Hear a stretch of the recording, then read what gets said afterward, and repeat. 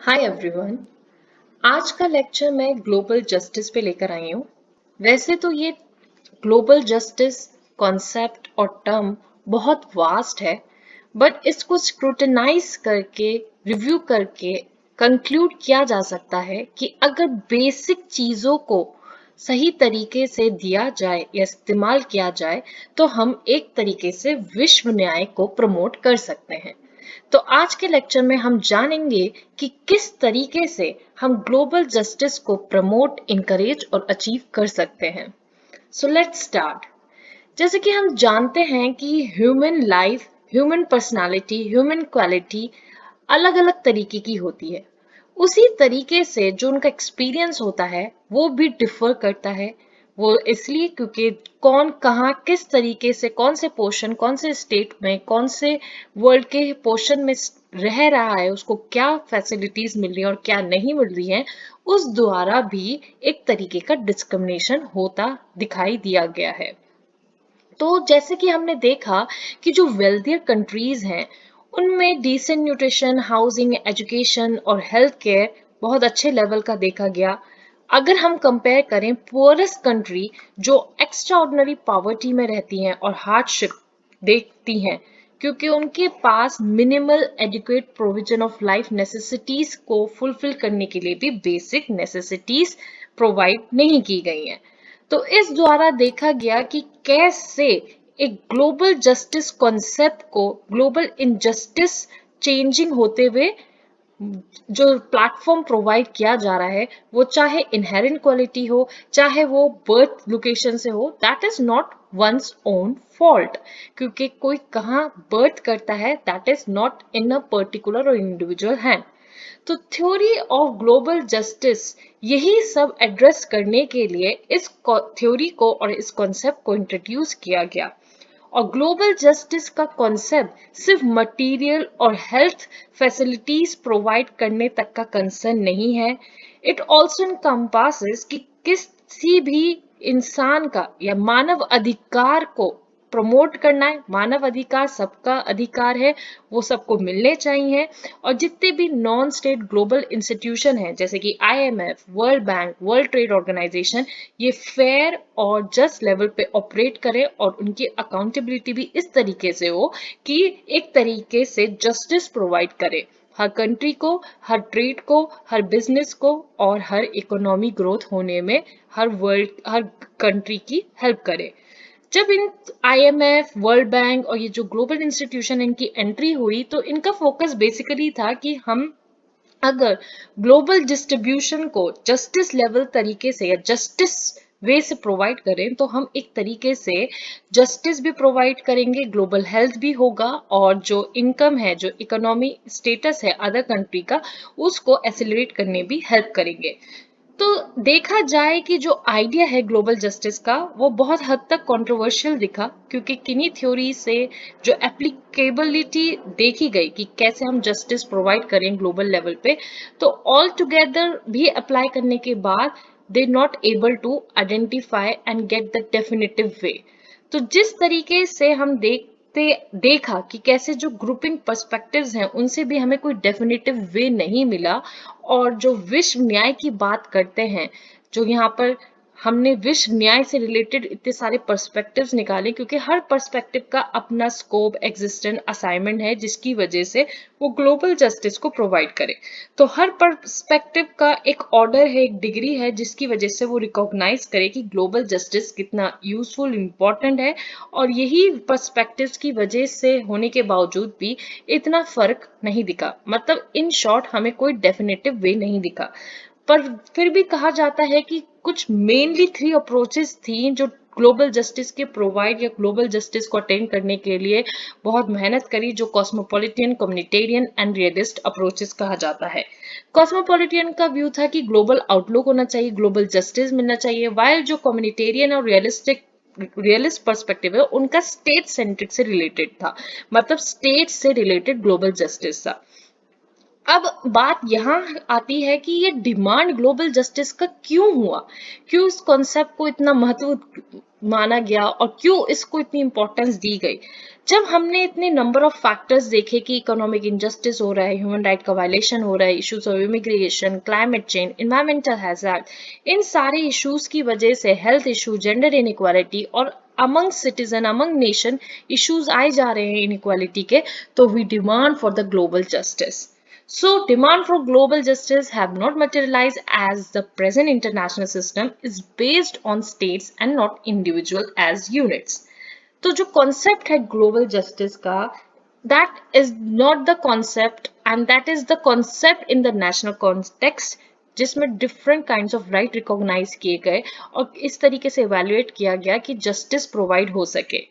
अब जस्टिस से हम प्राइमरी राइट को ज्यादा इंपॉर्टेंस मतलब इन कंसर्न करते हैं कि अगर प्राइमरी राइट ग्लोबल लेवल पे दिया जाए जिसकी वजह से सबको इक्वल ट्रीटमेंट मिले, हर पीपल को फिजिकली, इकोनॉमिकली, हेल्थ सिक्योरिटी और education access, housing, nutrition etcetera ये सारी चीजें मिले, तो बहुत हद तक हम विश्व न्याय प्रदान कर सकते हैं लोगों को. तो जो परस्यू ऑफ रिस्पेक्ट है दीज राइट, वो स्पेशली एक प्लेस लिया कॉन्टेक्स्ट में जिससे की वजह से डेवलपमेंट ऑफ पब्लिक गुड्स हो या जो भी between nation and global levels पे जो डिस्ट्रीब्यूशन, एक्सपोर्ट इंपोर्ट होता है या ग्लोबलाइजेशन के द्वारा जो इंटरडिपेंडेंस ऑफ कंट्रीज आया, उसमें देखा गया कि जो इकोनॉमिक और इन्वायरमेंटल जस्टिस है उसके लिए हमें कॉम्प्लीमेंट्री राइट्स और ड्यूटीज एस्टैब्लिश करने पड़ेंगे at national and global level,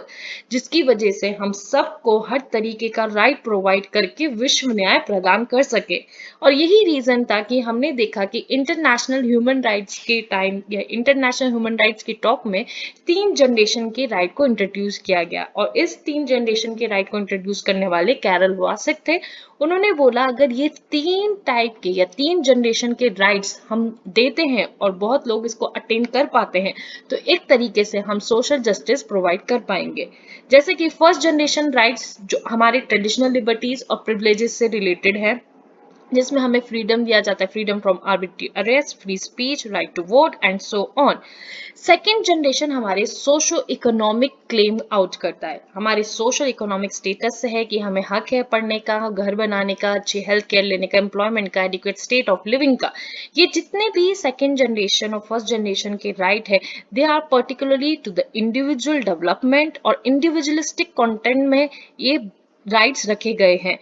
third generation right communities right है, होल पीपल राइट है, जिसमें हम बात करते हैं माइनॉरिटी लैंग्वेज राइट्स की, नेशनल राइट्स की, सेल्फ डिटर्मिनेशन की, एनवायरमेंटल इंटीग्रिटी की, इकोनॉमिक डेवलपमेंट की. तो थ्रू दी 3 जनरेशन राइट्स हमने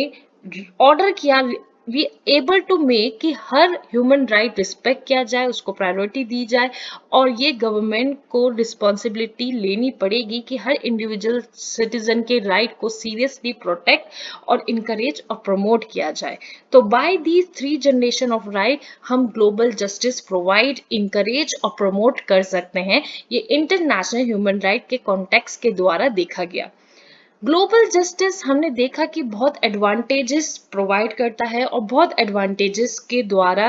ही हम इसको अटेन कर सकते हैं, पर ग्लोबल जस्टिस की लिमिटेशन इसलिए हुई क्योंकि जो प्रेजेंट नेशन स्टेट सिस्टम है उसका central unit of the international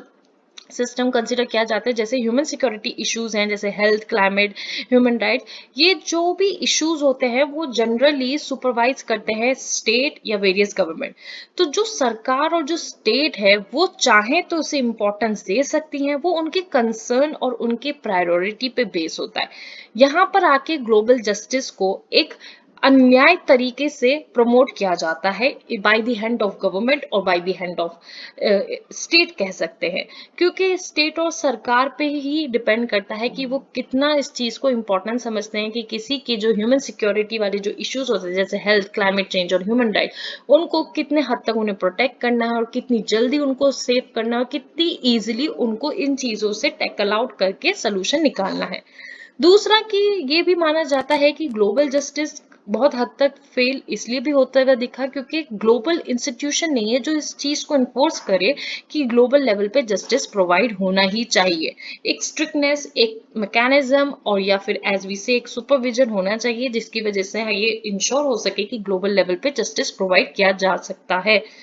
तीसरा रीजन ये भी देखा गया, जो डिबेट्स हैं ग्लोबल जस्टिस वो मेनली वेस्टर्न इंटेलेक्चुअल से कन्फाइंड है। क्यों? क्योंकि जो ग्लोबल जस्टिस की जो ड्यूटीज की कौन ग्लोबल जस्टिस प्रोवाइड करेगा, वो ज्यादातर रिचर वेस्ट के द्वारा ही देखा गया है, जो वो towards the poor, global poor लोगों, पुअर कंट्रीज को, पुअर नेशन को देते हैं। ग्लोबल जस्टिस सबको ग्लोबली और इक्वली एक प्लेटफॉर्म देना चाहिए और उन सबको इक्वली पार्टिसिपेट करना चाहिए, जब भी हम ग्लोबल जस्टिस को अटेन कर सकते हैं। जो रीजन देखे गए ग्लोबल जस्टिस के, वो ये देखे गए कि ग्लोबलाइजेशन और इकोनॉमिक इनजस्टिस की वजह से ग्लोबल इनजस्टिस देखा गया, जिसकी वजह से हमने मांग करी कि ग्लोबल जस्टिस होना चाहिए। जब मानव अधिकार में वायलेशन देखा गया, जब हमने ग्लोबल जस्टिस की बात करी, immigration issues, threats that pose bye climate change, environmental hazard, issues of health and gender inequality, ये रीजन से हमने ग्लोबल जस्टिस की मांग करी। जब ये सारी डिमांड, मांग और कॉन्सेप्ट इंट्रोड्यूस किया गया, तो ये करना बहुत जरूरी था कि हमें अगर ग्लोबल जस्टिस प्रोवाइड या ग्लोबल जस्टिस अटेन करना है, तो हमें ऐसी अप्रोचेस इस्तेमाल करनी पड़ेगी जिसकी वजह से जो कॉन्सेप्ट है ग्लोबल जस्टिस का, वो कहीं हद तक सक्सेसफुल होता हुआ दिखे। तो ग्लोबल जस्टिस का बेसिकली जो कॉन्सेप्ट बेस किया गया, वो ये किया गया कि अगर हम सबको सही तरीके से मानव अधिकार दे और हर मानव का अधिकार बचाएं, तो एक तरीके से हम विश्व न्याय दे सकते हैं। यही रीजन है कि ग्लोबल जस्टिस को as a right based concept के द्वारा अटेन करने की कोशिश की। कि जो कॉन्सेप्ट है जस्टिस का, वो प्राइमरी बेस होता है सोशल जस्टिस। क्योंकि जब हम विश्व न्याय की बात करते हैं, तो अगर हम सोसाइटी से जस्टिस देते हुए चलें, कम्युनिटी से, स्टेट से, तो हम विश्व न्याय तक पहुंचने में ज्यादा देरी नहीं लगेगी। तो बोला, जो जस्टिस है, जो स्टडी है जस्टिस की, वो ज्यादातर कंसर्न देखी गई है कि हम हर पर्सन को वैल्यू करें, जो उनकी ऑब्लिगेशन है उनको ट्रीट करें फेयरली, और उनको एक तरीके से जो डिस्ट्रीब्यूटिव गुड का होता है, हेल्थ का होता है, इकोनॉमिक का होता है, ये सारे कंसर्न से रिलेटेड जो रिकॉग्निशनल मैटर्स होते हैं, उनको अगर इक्वली और उनके हक के तरीके से उनको प्रोवाइड करें, तो एक तरीके से हम जस्टिस दे सकते हैं। तो जो क्वेस्ट ऑफ जस्टिस हैपन हुआ, वो सोशल कॉन्टेक्स्ट के द्वारा हुआ, और इसका ऑब्जेक्टिव था कि हमें इंश्योर करना है कि हर सबका interest, everyone interest should be pursued. And this is the reason कि ये देखा गया कि कुछ dynamic logic and dynamic of ones duty towards the other भी इम्बेडेड की गई, कि हर पर्सन का जो राइट है वो सिक्योर होना चाहिए, उनकी जो ड्यूटीज एंड रिस्पॉन्सिबिलिटीज है एक दूसरे के टुवर्ड्स अदर्स, वो भी इक्वली एक्सेस और प्रैक्टिस करनी है। तो देखा गया जो राइट्स हैं, जो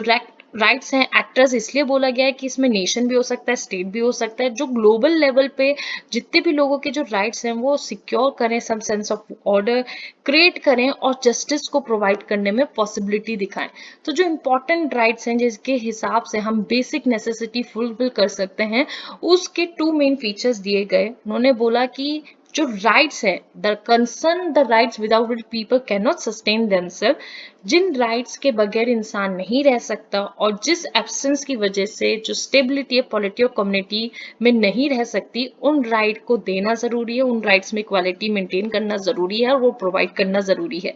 और दूसरा रीजन ये बोला गया कि जो कोर वैल्यू है कि हर सबको आइडेंटिफाई करना है, रिस्पेक्ट करना है of the society and its member, its structure and organise, वो भी करना बहुत जरूरी है। क्योंकि हर सबको इक्वल राइट और इक्वल वैल्यू दी जाएगी, then only we make and when then only be able to make a society all together. So these most important rights, justice is in principle uncompromising. सबका इक्वल राइट है, चाहे वो equal respect से हो, treatment से related हो। और यही जॉन रॉल्स ने एक्सपाउंड किया कि टू प्रिंसिपल्स हैं जस्टिस के, कि हर इंसान को, हर व्यक्ति को इक्वल राइट मिलना चाहिए, जिसकी वजह से वो अपनी बेसिक लिबर्टीज को इक्वली एक्सेस कर सकें, compatible with a similar scheme of liberties for others. यही दूसरों के साथ होना चाहिए। दूसरा, अगर हमें सोशल जस्टिस की बात को या ग्लोबल जस्टिस को अटेन करना है, तो हमें सोशल और जो इकोनॉमिक इनइक्वालिटीज हैं उनको इस तरीके से अरेंज करना है कि सबको एडवांटेज मिल सके, और जो भी पोजीशन ऑफिसेज हैं जहां पर जो और लोग नहीं एक्सेस कर पाते या नहीं जॉब मिल सकती, उन लोगों के लिए भी वो प्लेटफॉर्म प्रोवाइड करे। तो सोशल इकोनॉमिक इनइक्वालिटीज को सही तरीके से अरेंज करके हम सबको एडवांटेज दे सकते हैं इस इक्वालिटी का, और जो पोजीशंस और जो ऑफिसेज हैं, जो एम्प्लॉयमेंट अपॉर्चुनिटीज हमने देखी अपने आर्टिकल में भी पढ़ी है कि everyone is has equal opportunity to be at office of government and the position at that level, वो सबको प्रोवाइड होनी चाहिए। तो ये प्रिंसिपल प्राइमरली अप्लाई किए जाएं, जिसकी वजह से जो बेसिक स्ट्रक्चर है सोसाइटी का उसको स्ट्रेंथन किया जाए, जो राइट्स एंड ड्यूटीज हैं जिसकी वजह से एक distribution of social economic advantages का वो रेगुलेट हो सकता है और अरेंज कर सकते हैं हम इन प्रिंसिपल्स को, इन बेसिक राइट्स को, और through these basic necessities we able to make sure the global justice. तो by this they also said कि जो सम एक्सटेंड ये फेनोमेनन के द्वारा हमने सजेस्ट किया कि जो जस्टिस है वो is not an absolute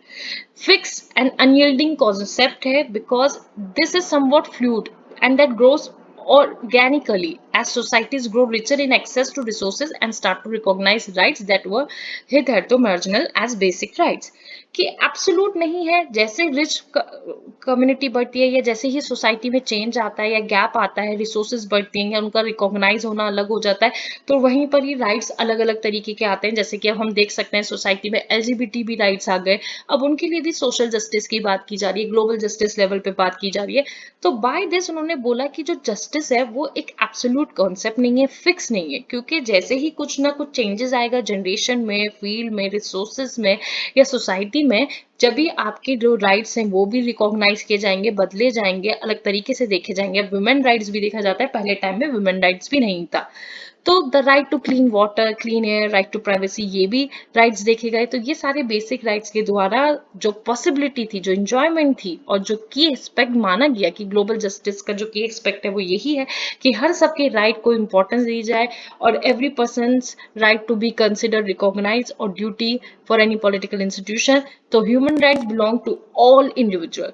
regardless of their citizenship, nationality, culture। और ये बात आर्टिकल 2 UDHR में भी कही गई है। मैंने अपने प्रीवियस लेक्चर में UDHR के सारे आर्टिकल्स बहुत अच्छे तरीके से एक्सप्लेन करे हुए हैं, आप वो वीडियो जाके मेरा चेक कर सकते हैं। तो आर्टिकल 2 ऑफ द UDHR साफ साफ बताता है कि हर सबका हक, राइट है और they have the right to all the rights and freedoms without any discrimination, distinction. तो ये पहला अप्रोच करा गया ग्लोबल जस्टिस पाने के लिए राइट बेस्ड। दूसरा किया गया गुड बेस्ड। अब हमने सारी राइट्स की बात करी तो वो उस तरीके से हमने ग्लोबल जस्टिस प्रोवाइड करा। दूसरा अप्रोच गुड बेस इसलिए देखा गया क्योंकि अगर डिस्ट्रीब्यूशन ऑफ गुड प्रॉपरली और इक्वली और जस्ट फेयर सिस्टम से नहीं होगा, तो जब भी अनइक्वल क्वालिटी और अनइक्वल एलिमेंट प्रोवाइड और या फिर एक तरीके से ग्रो आउट हो सकता है एक सोसाइटी में। तो बोला गया कि जो गुड बेस्ड अप्रोच है उसको इस तरीके से रखना चाहिए कि जस्टिस प्रोवाइड हो। तो रॉल्सन की social primary goods approach use की गई, the capability approach, equal opportunity और welfare approach.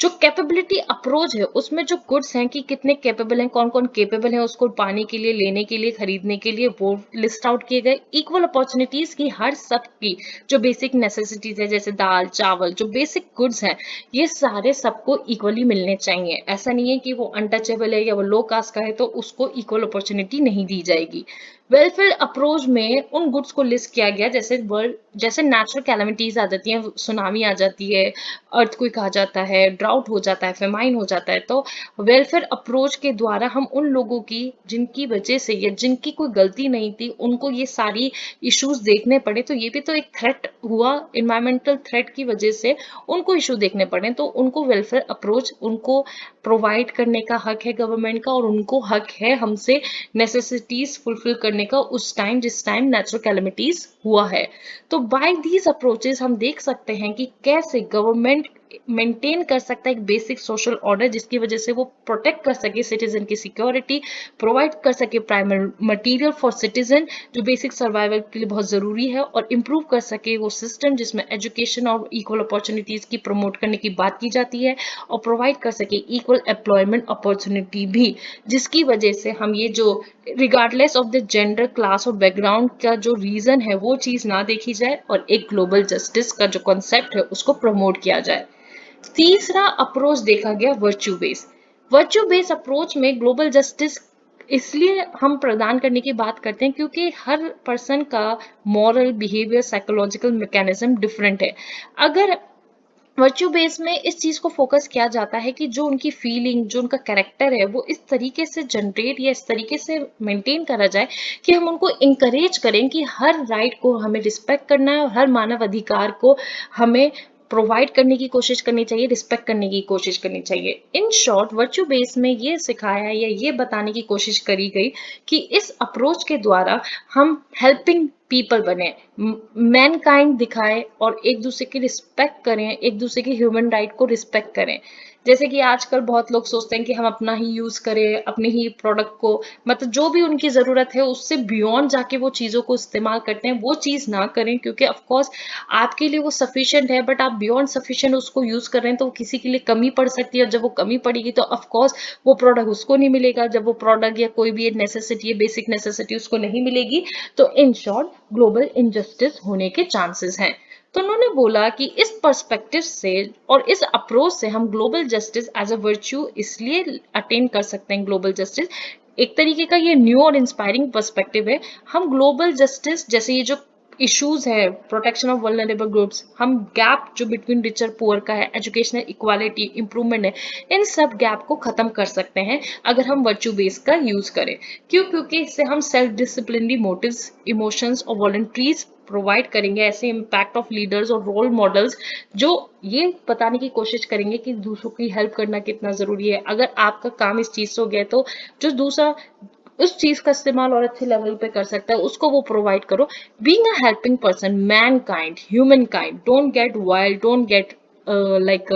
As we say cruel, greedy नहीं होना चाहिए। दूसरे लोगों को अगर रिस्पेक्ट देंगे तो मॉरल साइकोलॉजी ऐसी बनाई जाए और उन सिग्निफिकेंट एक्सपेक्ट को इन थ्योरी से रिलेट करके ग्लोबल जस्टिस हम प्रोवाइड कर सकते हैं। तो ये कुछ अप्रोचेस जो मैंने बताया, right base basic principle justice पे फोकस करता है, गुड बेस कि किस तरीके से जस्टिस अचीव करना है सबको इक्वली गुड्स प्रोवाइड करके, वर्च्यू बेस कि किस तरीके से हमें लोगों को बताना है कि न्याय करना, न्याय रखना, न्याय प्रदान करना भी एक तरीके का ग्लोबल जस्टिस ही वर्कआउट करता है। तो ये इंडिविजुअल की खुद की रिस्पॉन्सिबिलिटी होती है गुड बेस में, स्टेट एंड इंस्टीट्यूशन, और state and institution right base में भी होती है, क्योंकि जिस तरीके से हमारा कॉन्स्टिट्यूशन और आर्टिकल्स हैं वो इसलिए ही निकाले गए हैं क्योंकि हम एक सबको इक्वल राइट दे सके, प्रोटेक्ट कर सके कोई भी डिस्क्रिमिनेशन वायलेशन से।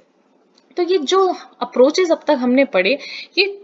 थ्री थियोरेटिकल अप्रोचेस के द्वारा कोशिश की गई जो ग्लोबल जस्टिस का कॉन्सेप्ट है उसको बढ़ावा दिया जा सके, उसको अटेन किया जा सके। बट इसको भी आइडेंटिफाई, वैल्यूएट और किस तरीके से इसका परफॉर्मेंस अच्छे लेवल पे हुआ है, इन सब को देखने के, चेक करने के लिए भी कि जो जस्टिस है वो प्रमोट हुआ भी है एट ग्लोबल लेवल पे, दो प्रिंसिपल निकाले गए जिस तरीके से ये चेक किया जा सके कि ये जो थियोरेटिकल अप्रोचेस हैं इनका एक दूसरे से कनेक्शन है, ये जो इंडिकेटर्स हैं इनकी जो कंसिस्टेंसी है वो सिर्फ ग्लोबल जस्टिस थ्योरी से ही नहीं, ये भी देखी जाती है कि जो इश्यूज हैं एरिया में जो कवर किए गए हैं उनमें कितना जस्टिफाई किया गया है। तो ये प्रिंसिपल के द्वारा ग्रेटर ग्लोबल जस्टिस को गोल अचीव करने की कोशिश की गई, और ये नीड था ये दो प्रिंसिपल्स निकालना। तो they are as follows: common but differentiated responsibility and respective capabilities. ये वाला जो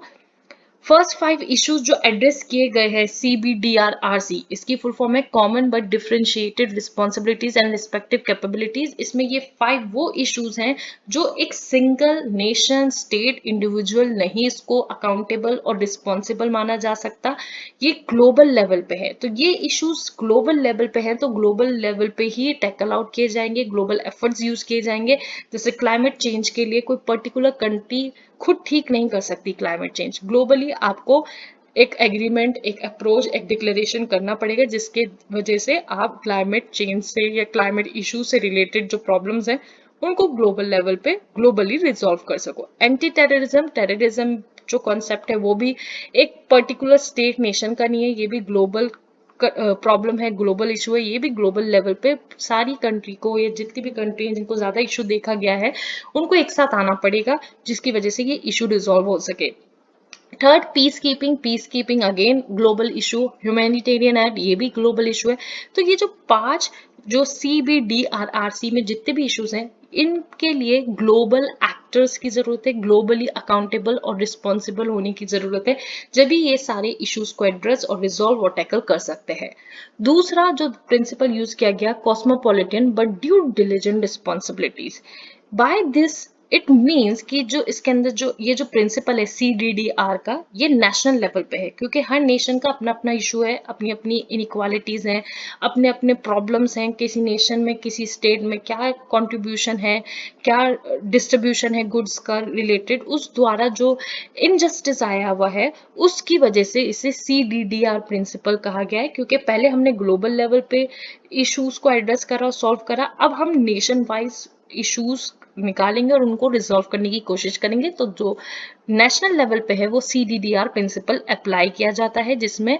UN ने भी बोला कि हमने मेनी मेजर्स यूज किए, जैसे सस्टेनेबल डेवलपमेंट गोल, जिसकी वजह से ये प्रॉब्लम्स सॉल्व हो सके लेस डेवलप कंट्रीज में, and build an equal just and prosperous world बना सके। तो as we know these all are, you can check it, ये CBDR के हैं, और ये cosmopolitan but due diligence responsibility, ये इश्यूज नेशन के होते हैं, नेशन वाइज होते हैं, क्योंकि किसके अंदर किस नेशन में कितनी पावर्टी है, कितना पावर्टी पेनिट्रेशन है, क्या क्रिमिनल इशू हैं, उनको कॉपरेट करना, another education issue, sanitation issue, public health, protection of women and children, क्योंकि किस स्टेट में किस नेशन में कितना हार्म, कितना वल्नरेबल इश्यूज हैं, या कितने उनके ह्यूमन और वुमेन राइट और चिल्ड्रन राइट्स को वायलेट किया जा रहा है, वो नेशन वाइज नेशन लेवल पे देखा जाता है। तो पहले हम ग्लोबल लेवल पे जो इश्यूज हैं उनको रिजॉल्व करके ग्लोबली लेवल पे उनका सोल्यूशन निकाल के ग्लोबल जस्टिस प्रोवाइड कर सकते हैं। फिर ऑफ कोर्स सिर्फ ग्लोबल जस्टिस की बात अगर हम करते हैं तो उसमें सिर्फ ग्लोबल इश्यूज नहीं, नेशन जो खुद के घर से प्रॉब्लम होती है पहले उनको रिजॉल्व करना पड़ेगा, जब भी हम ग्लोबल जस्टिस प्रदान कर पाएंगे। यही रीजन है कि जो cosmopolitan but due diligent responsibility वाला जो प्रिंसिपल था, उसमें हर नेशन में जो इश्यूज हैं, प्रॉब्लम्स हैं, उनको रिजॉल्व करके वो ग्लोबल जस्टिस प्रोवाइड करे। This was all about in this lecture about global justice, and thank you so much for watching this video.